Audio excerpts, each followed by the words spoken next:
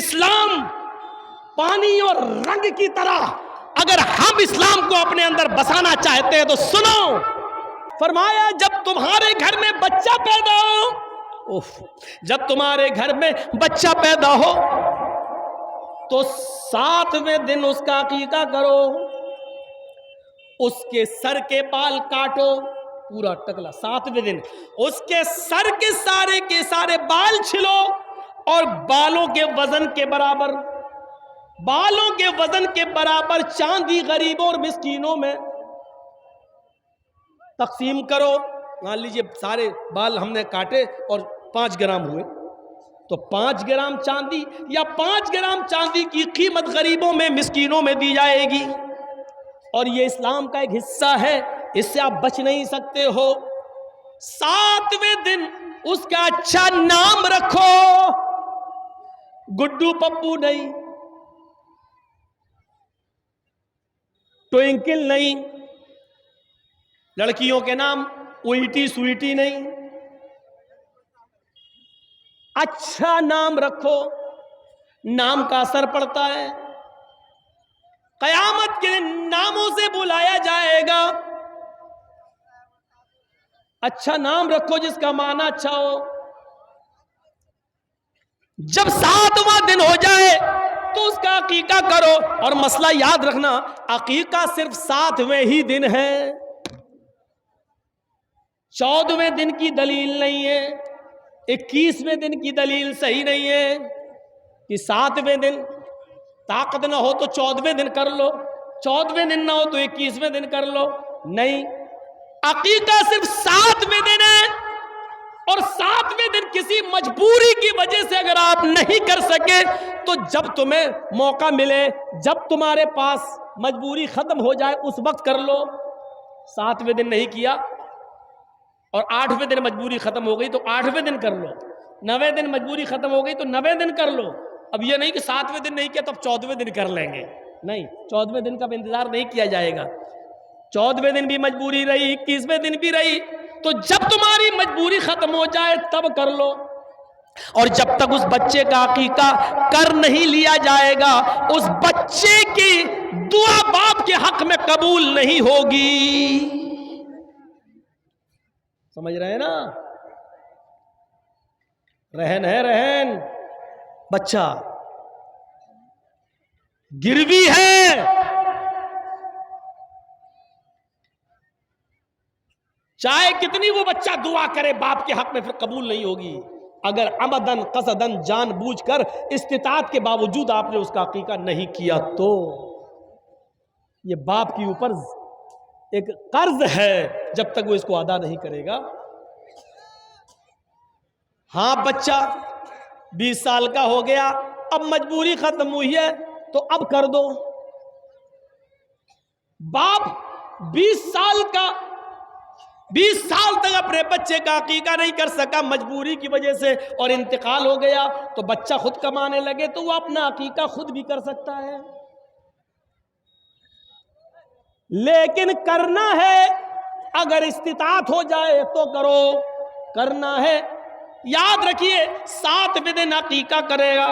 जब बच्चा पैदा हो तो 7वें दिन अकीका करो। 7वें दिन उसका अच्छा नाम रखो, उसके सर के सारे बाल छील कर बालों के वजन के बराबर चांदी या उस चांदी की कीमत गरीबों और मिस्कीनों में तकसीम करो। लड़का है तो 2 जानवर और लड़की है तो 1। गाय नहीं चलेगी, भैंस नहीं चलेगी, ऊंट नहीं चलेगा, बड़े जानवरों में अकीका नहीं होगा। अकीके के लिए भेड़ बकरी चाहिए, दुब्बा, इन्हीं जानवरों में अकीका होगा। लड़का है तो 2 और लड़की है तो 1। हाँ, अगर आपके पास मजबूरी है और लड़का पैदा हुआ है लेकिन 2 जानवर की कीमत नहीं है, 2 जानवर की इस्तिताअत नहीं है, 1 जानवर आप कर सकते हैं। अगर इस्तिताअत नहीं है तो 1 जानवर भी किया जा सकता है। इस्लाम में आसानी है, सख्ती नहीं है। अगर 2 लड़का है और हम गरीब हैं, 2 जानवरों की कीमत नहीं है मेरे पास लेकिन 1 की इस्तिताअत है, तो यहां इजाजत है शरीयत की तरफ से, तो तुम 1 ही कर दो, क्योंकि अल्लाह रब्बुल आलमीन किसी पर उसकी बोझ से ज्यादा, उसकी हैसियत से ज्यादा उस पर बोझ नहीं डालता है। लड़की है तो एक है ही। मेरे भाइयों, फिर हुक्म होता है जब तुम्हारा बच्चा जबान चलाने लगे, कुछ थोड़ा थोड़ा बोलने लगे, तो सबसे पहले उसकी जबान से अल्लाह अल्लाह निकलवाओ। 6-7 महीने के बाद बच्चे थोड़ा थोड़ा बोलने लगते हैं, तो उसकी जबान से अल्लाह अल्लाह अल्लाह निकलवाओ। और जब बच्चे की जबान थोड़ी सही हो जाए तो उसको ला इलाहा इल्लल्लाह सिखाओ, उसको ला इलाहा इल्लल्लाह सिखाओ। हम क्या सिखा रहे हैं? 4 साल का हो गया, हैप्पी बर्थडे टू यू। कितना गधा है ये बाप। और मैं गधा कह दिया हूं। जिसको बुरा लगता लगता रहे, जिसको मिर्ची लग रही लगती रहे। अब बताइए, गधे में अकल नहीं होती है? गधे में अकल होती है कहीं? हॉर्न बजाओ तो गधा वहीं आएगा जहां गाड़ी घूम रही है, टी टी और आएगा गाड़ी के पास। उसमें अकल नहीं है। ये बताओ, आपका बच्चा 5 साल का हो गया, आप उसका बर्थडे बना, हैप्पी बर्थडे टू यू। तेरा बच्चा अल्लाह की तरफ से 80 साल की उम्र लेके आया था, 5 साल उसकी कम हो गई है, अब उसकी उम्र 75 साल रह गई है और तू खुश हो रहा है। वो अपनी जिंदगी के 5 साल कम कर चुका और तू खुश हो रहा है। अगले साल वो 6 साल का हो गया, फिर तू केक काट रहा। वो 1 साल अपनी जिंदगी का और कम कर चुका, तू केक काट रहा, खुशियां मना रहा है। इससे बड़ा बेवकूफ और इससे बड़ा गधा बाप कौन होगा जो अपने बच्चे के जन्मदिन पर केक काट रहा है? 1-1 साल उसकी जिंदगी का कम हो रहा है और ये खुशियां मना रहा है। मैं समझता हूं इससे बड़ा गधा कोई बाप हो ही नहीं सकता। इतना बुरा लग रहा होगा जिन्होंने हैप्पी बर्थडे। अब है तो है, हम क्या करें? कुरान ने भी मिसालें दी हैं जानवरों की, उलाइका कलानाम बल हुम अज़ल। ये लोग चौपाइयों की तरह, बल्कि उनसे भी ज्यादा गए गुजरे। कुरान ने मिसाल दी है, हम क्या करें? अब दुनिया जीफतुल मय्यत, ये दुनिया मरी हुई लाश है। वह तालिबुहा किलाब, और इस दुनिया के पीछे घूमने वाले, इस दुनिया की दौलत में मगन रहने वाले, इस दुनिया को तलब करने वाले और इस दुनिया को चाहने वाले कुत्ते हैं। तालिबुहा किलाब, अल्लाह के नबी कह रहे हैं इस दुनिया को चाहने वाले कुत्ते हैं, कुत्ते। अब हम क्या करें? अल्लाह के नबी कह रहे हैं, हम क्या करें? अकल जिसके अंदर नहीं होती है वो जानवर गधा है। अब गधे वाला काम हम कर रहे हैं। बहुत से गधे तो इतने बड़े पड़े हैं कि 85 साल की उम्र में भी अपना बर्थडे मना रहे हैं। 1-2 साल के और रह गए मरने वाले, फिर भी लंबी उम्र की कामना कर रहे हैं। इसलिए फरमाया कि जब तुम्हारा बच्चा जबान सही कर ले, बोलने लगे, तो ला इलाहा इल्लल्लाह सिखलाओ। जैसे जैसे उसकी उम्र बढ़ रही है, अमल भी ऐसे ऐसे बताओ कि वो जन्नत के करीब भी होता जाए, जहन्नम के करीब ना हो, जन्नत के करीब जाए। अब हुक्म होता है ला इलाहा इल्लल्लाह सिखाओ। अब हुक्म होता है जब तुम्हारा बेटा 7 साल का हो तो उसको वुजू करना सिखलाओ, नमाज पढ़ना सिखलाओ। अपने साथ उसको उंगली पकड़ के मस्जिद में ले जाओ, उसको नमाज की आदत डलवाओ। कभी पढ़ेगा कभी छोड़ेगा, कभी पढ़ेगा कभी छोड़ेगा, कोई बात नहीं, सख्ती बहुत ज्यादा नहीं करना है, लेकिन लेके जाना है, आदत डलवाना है। अब 3 साल तक ये आदत डलवाओ। जब उसकी उम्र 10 साल की हो जाए तो अब सख्ती करोगे। जब वो 10 साल का हो और नमाज न पढ़े तो पीट पीट कर, मार मार कर उसको मस्जिद में ले जाओ। 10 साल के बाद फिर नमाज माफ नहीं है। 10 साल का हो जाए तो उसको मस्जिद की तरफ ले जाओ, उसको मारो। 10 साल का बेटा नमाज न पढ़े तो बाप मारे, 40 साल का बाप नमाज न पढ़े तो कौन मारे? दादा तो मर गया बेचारा, वो तो इस दुनिया में न रहा। याद रखो, जो 40 साल की उम्र में बाप नमाज नहीं पढ़ रहा है तो उसका 10 साल का बेटा कैसे नमाज पढ़ेगा? ये औलाद के साथ हमारा इस्लाम के साथ कनेक्शन कैसा है? सोचिए हम कहां खड़े हैं। हम अपने घरों में इस्लाम नाफिज नहीं कर पाए, हम अपनी लड़कियों को पर्दा नहीं करा पाए। हम जलसों में हैं और हमारी बहनें अभी भी मार्केटों में घूम रही हैं। हम रात के 12-12 और 1-1 बजे तक उनके हाथों में मोबाइल देकर इस्तेमाल करवा रहे हैं, और हमारी जवान बेटियां मोबाइल चला रही हैं। एक ये हमारा इस्लाम।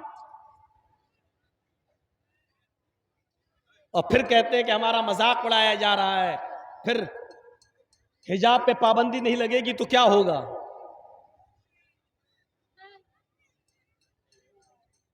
यही सब हालात हमें देखना पड़ेंगे, क्योंकि इसके जिम्मेदार हम खुद हैं।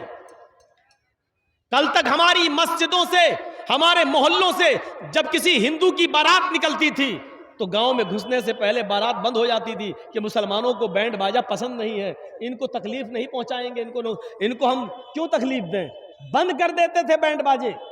लेकिन आज हमारी मस्जिदों के पास भी बैंड बाजे बंद नहीं होते हैं। नमाज हो रही होती है और बारात बजती हुई गुजर जाती है। क्यों? क्योंकि हमने अजानों के वक्त खुद अपने घर की टीवियां बंद नहीं की है, हमने मैच देखना बंद नहीं किए हैं। हमारी औरतें, हमारी माँ बहनें टीवी में सीरियल देखना जब से शुरू कर दी हैं, तो गैर मुस्लिमों ने हमारी मस्जिदों के पास भी बैंड बाजे बजाना बंद नहीं किया है, बजाना शुरू कर दिया है। उसकी जिम्मेदार कौन है? इस हालात की जिम्मेदार कौन है? हम खुद इन हालात के जिम्मेदार हैं। याद रखिए, अब जो गलती आप करेंगे वो मिटेगी नहीं। एक उम्र होती है किसी गलती के मिटाने की। हमारा छोटा सा बच्चा स्कूल पढ़ने के लिए जाता है, नर्सरी, LKG, UKG, फिर फर्स्ट, सेकंड, थर्ड। जब वो बच्चा छोटा है, पढ़ने जाता है, तो उसको कलम से, पेन से नहीं लिखाया जाता है, पेंसिल दी जाती है, कच्चे मसाले की पेंसिल, और साथ में रेजर दिया जाता है, उसको लिखाया जाता है। बच्चा है, लिखने में गलती करता है, रेजर से मिटाया जाता है, क्योंकि अभी उसकी उम्र गलती करने की है। वो अभी गलती करेगा और उसको रेजर से मिटाया जाएगा। लेकिन जब वही हमारा बच्चा 6 क्लास में आ जाता है तो फिर उसको पेंसिल से नहीं बल्कि कलम से लिखने को दिया जाता है। क्यों? ये मैसेज देने की कोशिश की जाती है कि अब तुम्हारी गलती करने की उम्र खत्म हो चुकी है। जब तुम्हारी गलती होती थी तो मिटा दी जाती थी, अब तुम इतने बड़े हो चुके हो कि अब तुम पेन से लिखोगे, सोच समझ कर लिखना। अब अगर गलती करोगे तो रेजर से मिटने वाली नहीं है। इलेक्शन के हालात, बिहार के हालात, यूपी का इलेक्शन और इन तमाम चीजों में हमारी बेवकूफी और हमारा पागलपन हमें बता रहा है कि अभी भी हम अपने आप को बच्चे समझ रहे हैं कि हम लिखेंगे गलत और मिटा दिया जाएगा। नहीं, इस वक्त होश के नाखून लेने की जरूरत है, इस वक्त दूरअंदेशी की जरूरत है, इस वक्त अक्लमंदी से काम लेने की जरूरत है, क्योंकि इस वक्त तुम जो गलती करोगे वो मिटेगी नहीं। मैंने कह दिया जो कहना था। अब भैंस का गोश्त खाने वाले होगे तो नहीं समझोगे, क्योंकि भैंस कुंद दिमाग होती है, और अगर भैंस के अलावा कुछ और खा रहे होगे तो समझ गए होगे कि मौलाना जर्जिस क्या कह रहा है और क्यों कह रहा है। जरूरत है इस वक्त अपने आप को यह सोचने की कि अब हमारी गलती मिटने वाली नहीं है। जो गलती हमने की है वो मिटेगी नहीं।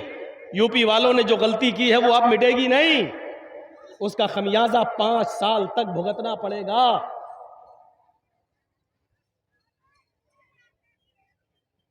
और वो डायलॉग अपनी जगह पर है, गर्मी निकाल देंगे। वो डायलॉग अपनी जगह पर है कि बुलडोजर चला देंगे। अब इस नुकसान का जिम्मेदार कौन है? जो गलती हमने की है वो अब मिटने वाली नहीं है, क्योंकि हम बच्चे नहीं हैं कि पेंसिल से लिखें और मिटा दी जाए। अब अक्लमंदी की जरूरत है और दानिशमंदी की जरूरत है। सुना था ना वो किस्सा? नहीं सुना? एक जंगल के अंदर शेर, भेड़िया और लोमड़ी शिकार के लिए निकले। भेड़िया जानते हो ना, सियार और लोमड़ी, तीनों ने जंगल में शिकार किया। शेर ने हिरन मारा, भेड़िए ने बकरी मारी और लोमड़ी ने खरगोश मारा। तीनों ने एक एक जानवर मारा।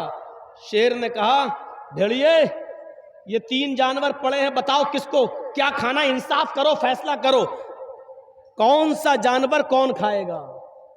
जबकि फैसला खुद शेर कर सकता था, जंगल का राजा था, लेकिन जंगल के राजा ने खुद फैसला नहीं किया। भेड़िए से कहा फैसला करो क्या है, कौन खाएगा। भेड़िया बेचारा समझ नहीं पाया कि मामला क्या है। वो समझा कि शेर अच्छा आदमी है, अच्छा है।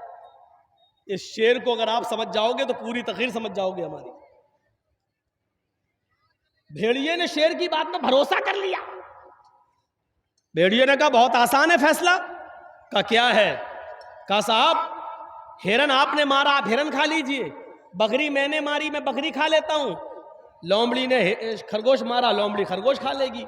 फैसला गलत नहीं था, फैसला सही था, फैसला गलत नहीं था, फैसला बिल्कुल सही था। लेकिन फैसला सुना किसको रहा है, जो खुद कानून और सब कुछ अपनी मुट्ठी में रखता है, जिसकी ठोकरों में और जिसके कदमों में सब चीजें पड़ी हुई हैं। शेर ने कहा पागल बेवकूफ, इतना बुरा फैसला करना तुझे किसने सिखाया। इधर आ। चलो जी क्या गलत फैसला किया, हिरन आपने मारा आप खा लीजिए, बकरी मैंने मारी मैं खा लेता हूं, लोमड़ी ने खरगोश मारा लोमड़ी को खरगोश दे देता हूं। शेर ने कहा यह फैसला तुझे किसने बताया। मारा एक झपट्टा, गई भेड़िए की गर्दन भी, मर गया वो। कमीना कहीं का, फैसला करना नहीं आता इसको। लोमड़ी से कहा तुम फैसला करो। लोमड़ी तो समझ गई, कहा तुम फैसला करो। लोमड़ी ने कहा अरे बहुत आसान है फैसला करना, इस भेड़िए को तो फैसला करना ही नहीं आता था, गधा था बिल्कुल, बेवकूफ पागल, ऐसा फैसला होता है। शेर ने कहा अच्छा तो तुम बताओ तुम क्या फैसला करोगी, तुम फैसला करो। उसने कहा साहब आप जंगल के राजा हैं, तीनों जानवर आपके हैं, सुबह भूख लगे तो हिरन खा लो, शाम को भूख लगे तो बकरी खा लो, और दोपहर में भूख लगे तो मुंह का टेस्ट बदलने के लिए खरगोश खा लो। इसको तो फैसला करना ही नहीं आता था, जंगल के राजा आप हैं, आप सब खाएंगे कि ये खाएगा। कहा वाह लोमड़ी वाह, इधर आ, शाबाश, ये है फैसला, इतना अच्छा फैसला करना तुझे किसने सिखाया। कहा इसी भेड़िए से सीखा है जनाब। लोमड़ी ने क्या कहा, इसी भेड़िए से सीखा है। यानी भेड़िए ने फैसला तो सही किया, लेकिन वो आपको समझ नहीं पाया कि आप कितने बड़े जालिम हैं। उसने फैसला सही किया लेकिन फिर भी मारा गया। मैंने फैसला गलत जरूर किया, लेकिन वक्त का तकाजा यह था कि अपने आप को बचा लिया जाए। मैंने अपने आप को बचा लिया। तसव्वुर कीजिए आप, लोमड़ी का फैसला गलत था, उसने तीनों जानवर शेर को दे दिए, फैसला गलत था उसका, लेकिन अक्लमंदी का फैसला था। अक्लमंदी ये थी कि अगर वो ये फैसला नहीं करती तो वो भी मारी जाती, तो हम ही नहीं रहेंगे, तो अपने आप को तो पहले बचाओ, भूखे रह जाना गवारा, लेकिन अपने आप को बचाना जरूरी। तो उसने कहा तीनों जानवर आपके, और अब तो भेड़िया भी बढ़ गया, चारों जानवर आपके। भेड़िए शेर ने कहा वाह ये फैसला बहुत अच्छा, किसने सिखाया। का इसी भेड़िए से सीखा है, यानी हालात से सीखा है। हम मुसलमान हैं जो हालात से फैसला करना नहीं सीखते हैं, हम जज्बाती हैं। हमारे लिए किसी ने क्या किया, हमारे लिए किसने क्या किया, हम अभी तक ये करते रहे, हम अभी तक वो करते रहे, नहीं, हम बस इस जज्बात की रौ में बहते गए, जज्बात की रौ में बहते गए, और नतीजा ये निकला कि अभी तो हम 5 दिन तक कुर्सियां और दरिया बिछाते थे, अब 5 साल तक हमें कुर्सियां और दरिया बिछाने के साथ साथ दूसरों के बैठने की जगह को भी अपने हाथ से पोछा लगाना पड़ेगा। मेरे भाइयों, पहले 5 दिन हम ऐसा कर रहे थे, अब 5 साल हमें ऐसा करना पड़ेगा। यह फर्क है, पहले नुकसान कम था, अब नुकसान ज्यादा है। मेरे भाइयों जरा तसव्वुर करो, आपके पैर में कैंसर हो जाए और डॉक्टर यह कहते कि पैर कटाना पड़ेगा नहीं तो आपकी जान चली जाएगी, तो आप जान देना गवारा करोगे या अपना पैर कटाना गवारा करोगे। अक्लमंदी का तकाजा यह है कि पैर कटाकर अपनी जान बचा लो। ये हमने नहीं किया। हालात के तकाजे से सीखो, भेड़िए लोमड़ी के फैसले से सीखो कि उसने ये अपने आप को बचाने के लिए क्या किया। बहरहाल मेरे प्यारे साथियों, ये वो वक्त है कि अब पेंसिल से लिखकर गलती को रेजर से मिटाया नहीं जा सकता है। अब हम पेन हाथ में ले चुके हैं। याद रखना, अब जो गलती करेंगे वो मिटाई नहीं जा सकती है, क्योंकि अब हम बालिग हो चुके हैं, बड़े हो चुके हैं। ये याद रखना और माफ कीजिएगा, फिर कह देता हूं, 2-4 नमाजें पढ़ लेने से, 2-4 रोजे रख लेने से हम मुसलमान नहीं हो जाएंगे। आप चाहे कितना कहते रहिए कि मेरा नाम मोहम्मद जर्जीस है, आप चाहे कितना कहते रहिए कि मेरा नाम आसिफ अली है, आप चाहे कितना कहते रहिए कि मेरा नाम मोहम्मद अमीर है, मेरा नाम अमीनुद्दीन है, कुछ भी कहते रहिए, लेकिन अगर आप सिर्फ जुमे की जुमे नमाज पढ़ते हैं तो आप मुसलमान नहीं हैं। अगर आप 2 टाइम की नमाज पढ़ के 3 टाइम की छोड़ देते हैं तो आप मुसलमान नहीं हैं। मुझे ये बताइए, ये एक पोल है, मान लो ये बिजली का एक पोल है, करंट, बिजली का एक खंबा है, इसमें बिजली के तार दौड़ाए जाना है। बिजली के तार लगना भी लगे नहीं है, लेकिन आपको मालूम है कि ये बिजली का खंबा है और बगल में एक आम का पेड़ है, उसके बगल में एक आम का पेड़ है। आंधी आई, हवा चली, गौर से सुनना, मैं बहुत जबरदस्त मिसाल दे रहा हूं। हवा चली, आंधी आई और आम के पेड़ से 15-20 पत्ते, आम के जो पत्ते थे वो टूटकर बिजली के खंबे से चिपक गए। ये बिजली का खंबा है, मैंने मान लिया। आम के पेड़ से पत्ते टूटे और बिजली के खंबे पर चिपक गए। आपने देखा कि बिजली के खंबे पर आम के पत्ते लगे हुए हैं, तो आप उस बिजली के खंबे को बिजली का खंबा कहोगे या आम का पेड़ कहोगे? मुझे आज जवाब दो। चलिए थोड़ा सा मैं पूछता हूं आज आपसे, देखें सो रहे हैं कि जाग रहे हैं। बिजली के खंबे पर 20, 25, 50 पत्ते आम के चिपक गए पेड़ के। अब आप उस बिजली के खंबे को, बिजली के पोल को क्या कहोगे? बिजली का पोल या आम का पेड़? उस पे तो आम के पत्ते चिपके हुए हैं।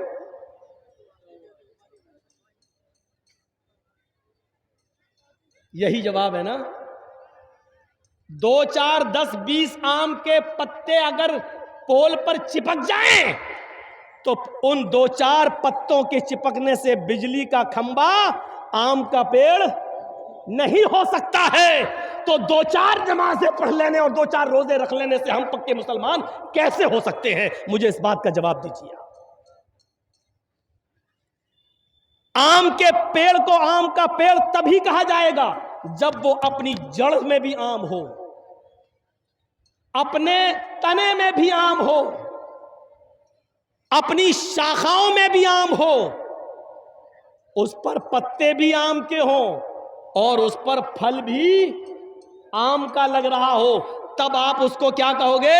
ये आम का पेड़ है। उसी तरीके से मुसलमान उसको कहा जाएगा जिसकी जड़ भी इस्लाम की हो, जिस जड़ के तना भी इस्लामी हो और उस तने पर जो पत्ते यानी जो इबादतें हो वो भी इस्लामी हो, उसका उठना बैठना चलना फिरना और खाना पीना शादी और ब्याह सब इस्लामी हो, तब कहा जाएगा कि ये मुसलमान है। और अगर ऐसा नहीं है तो माफ कीजिएगा, हम और आप बिजली के खंबे पर 15, 20, 25, 50 आम के पत्ते चिपके हुए उस बिजली के खंबे को आम का पेड़ कह रहे हैं, जो बिल्कुल हो नहीं सकता। इसी तरीके से 2-4 नमाज और 2-4 रोजा रखने वाले को मुसलमान नहीं कहा जा सकता है।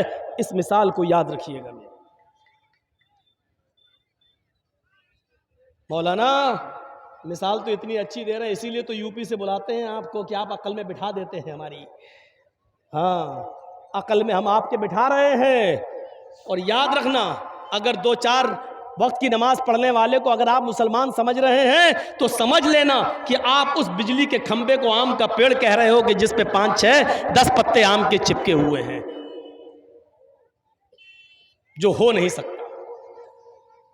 या अय्युहल्लज़ीना आमनू उदखुलू फिस्सिल्मि काफ़्फ़ा, ऐ ईमानो वालो तुम इस्लाम के अंदर पूरे के पूरे दाखिल हो जाओ।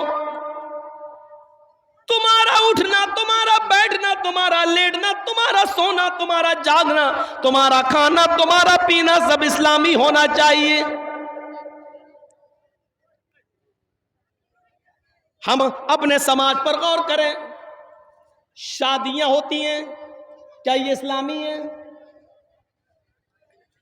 एक एक लड़की की शादी में लड़के वालों की तरफ से 150 आदमी, 200 आदमी, और हमारे इलाके में चले जाओ तो 400 आदमी, 500 आदमी बाराती।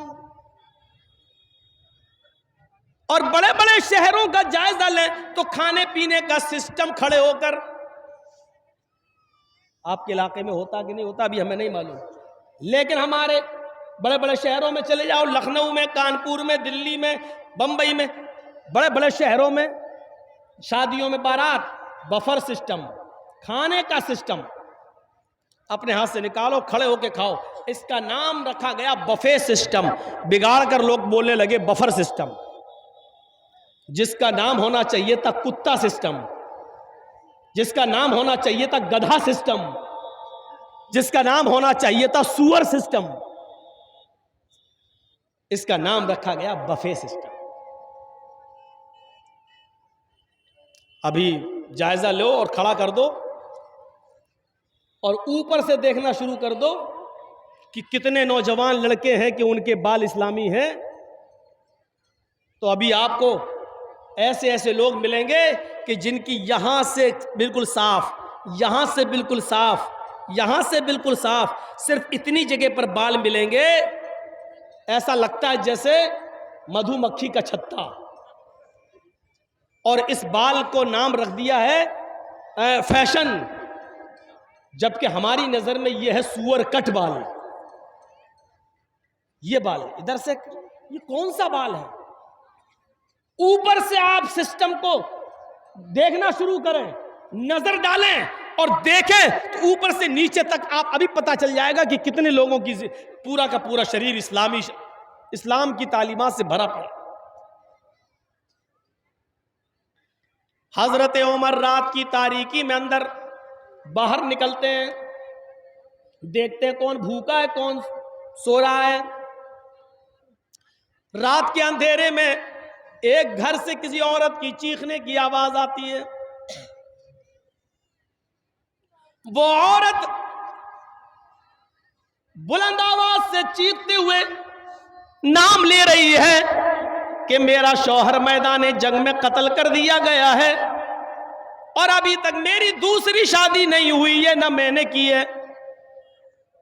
अब तो जवानी मुझे इतनी तंग कर रही है कि आज की रात अगर नजर इब्ने हारिस होता, आज की रात अगर नजर इब्ने हारिस होता तो आज मैं नजर इब्ने हारिस को पकड़कर आज अपने चारपाई पर, अपने बिस्तर पर ले आती और आज चारपाई के पाए टूट जाते, यानी आज मैं उससे हम बिस्तर हो जाती, उससे मिल लेती। हजरत उमर फारूक ने उस औरत के गुनगुनाने की आवाज अपने कानों में सुनी तो आपने मकान नंबर नोट कर लिया और चले गए। सुबह होकर किसी आदमी के जरिए उस औरत को बुलवाया और उस औरत से पूछा, क्या बात है, तुम्हारा हस्बैंड कहाँ है? का मैदान जंग में कत्ल कर दिए गए। तुमने दूसरी शादी क्यों नहीं की? क्या मुनासिब कोई लड़का नहीं मिला? तो ये बताओ कि तुम रात में ये अशआर क्यों पढ़ रही थी? उसने कहा नहीं, मैं तो ऐसा नहीं पढ़ रही थी। उमर फारूक ने कहा मैंने अपने कानों से सुना है। तुम सबको झुठला सकती हो, मुझे नहीं, सही बता दो कि ये कोड़ा निकाला और कहा बताओ। तो कहने लगी हाँ, मैंने नजर इब्ने हारिस का नाम लिया है। कहा नजर इब्ने हारिस कौन है? कहा फला फला मोहल्ले में रहता है। क्या वो भी तुम्हें जानता है? जवाब दिया नहीं। कहा फिर तुम उसको कैसे जानती हो? कहने लगी वो मुझे बड़ा खूबसूरत लगता है, बड़ा हैंडसम लगता है और मेरा दिल उसके ऊपर आया हुआ है। इसका मतलब उसने तुम्हें नहीं देखा? कहा नहीं। कहा जाओ। फिर थोड़ी देर के बाद नजर इब्ने हारिस को बुलाया हजरत उमर ने और पूछा कि आखिर तुम्हारी खूबसूरती की वजह क्या है? आखिर तुम्हारे ऊपर मदीने की औरतें क्यों मरती हैं? क्यों कोई औरत तुम्हारे ऊपर फरेफ्ता होती है? जब नजर इब्ने हारिस आए तो हजरत उमर फारूक ने देखा नजर इब्ने हारिस की खूबसूरती का राज क्या था? उनके आगे के बाल यहां होता ना, यहां से डाल के यहां बड़े हो रहे हैं। बड़े का मतलब ये होता ना, ये तो यहां के बाल उसके बड़े थे नजर इब्ने हारिस के। हजरत उमर ने कहा ओ तो ये वजह है, ये तुम्हारे आगे के ये जुल्फ, ये आगे के बाल, इसकी खूबसूरती की वजह से मदीने की औरतें तुम्हारे ऊपर मरती हैं। एक आदमी के अंदर ये बस इतनी कमी थी, यहां तो एक दो बच्चे होंगे, सोचो तो सही। वहां एक आदमी ऐसा मिला, हजरत उमर ने कहा बारबर को बुलाओ, नाई को बुलाओ। कहा अमीरुल मोमिनीन क्या बात है?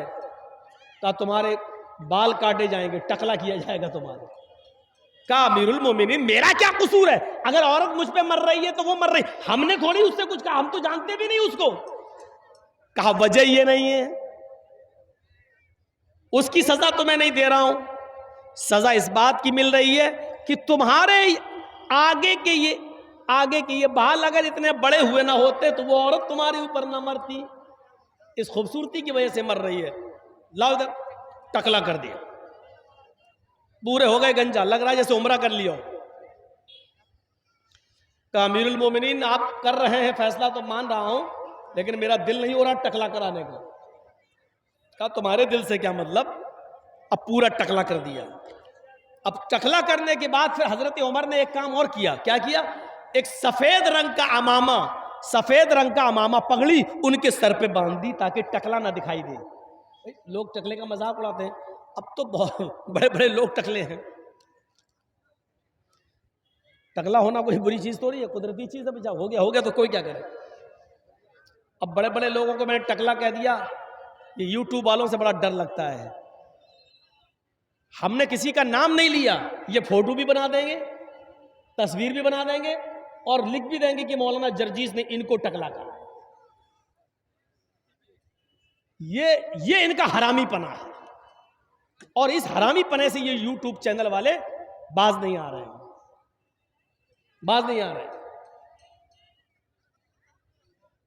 अब तो जलसा कमेटी वालों ही से कहना पड़ेगा कि आपके यहाँ यूट्यूब चैनल वाले आएंगे और ये आएंगे तो अब हम नहीं आएंगे, ये हमें अब कदम उठाना पड़ेगा, क्योंकि ये अपनी हरकतों से बाज नहीं आ रहे। इन्होंने बंगाल की इतनी तकरीरें डाल दी, मेरी ममता का जो प्रचार मैंने किया था, इतनी तकरीर डाल दी कि यूपी में मेरे ऊपर प्रचार पे रोक लग गई। यहां तक के पूरे प्रचार में आपने देखा होगा कि यूपी में मेरी कोई तकरीर नहीं हुई।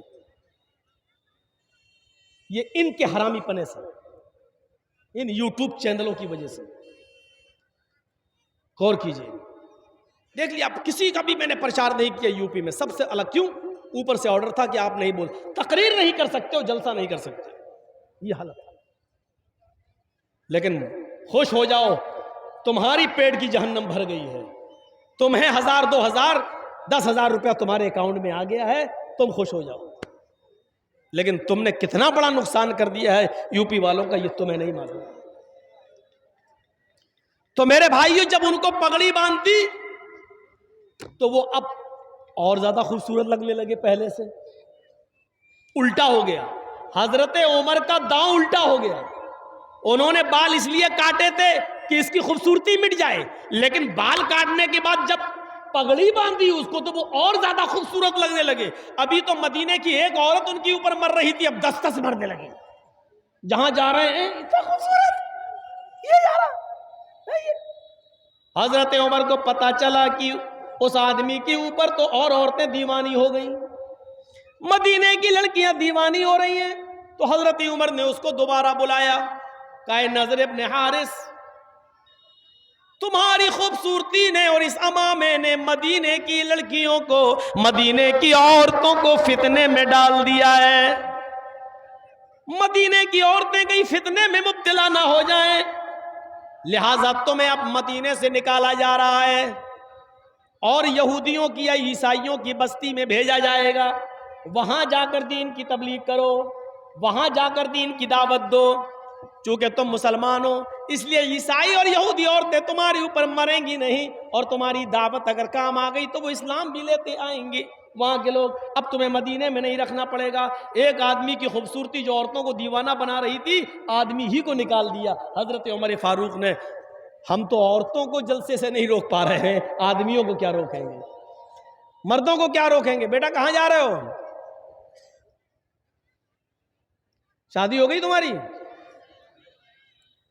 अब बताओ ये कहां जाएगा बेचारा, इसकी तो बीवी भी नहीं, जाएगा कहां। अजीब अजीब लोग उठते हैं जलसे से, बच्चे उठते हैं उनकी बीवी नहीं, 80-90 साल के बुढ़े उठते हैं बेचारे, चाचा वो चाची के लायक नहीं रहे। अजीब अजीब चीजें देखने को मिलती हैं, नए नए नमूने, और उठ के जा रहे हैं। अरे जब जाना ही था तो आए क्यों थे भाई। अब ये देखो, अभी अभी अभी बोले नहीं, ये उठ के जा रहा है, क्या कहोगे आप। सिस्टम नहीं है हमारे पास, हम इसलिए आज पीछे हैं। सिस्टम आज हम भूल गए। अल्लाह के रसूल ने सिस्टम पर जोर दिया था सबसे ज्यादा, सिस्टम मजबूत था। हमारे पास सिस्टम मजबूत नहीं। औरतों को मस्जिद में आने की इजाजत दी अल्लाह के रसूल ने, तो सिस्टम इतना मजबूत था कि औरतों का रास्ता अलग था, मर्दों का रास्ता अलग था।